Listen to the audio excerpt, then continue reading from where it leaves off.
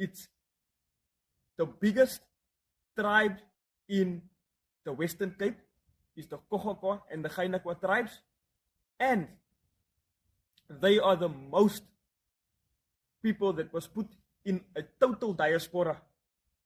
The land was taken, the language was taken, and now made to work in a system where they can't because they don't have any produce or land to make produce.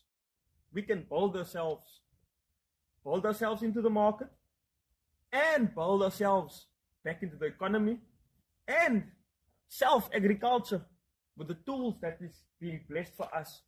Our land was removed and now we couldn't do any of this, but now we have opportunities from farming on a kraal that is still being attacked daily, Knoffelkraal, by the powers that be, to these facilities safe.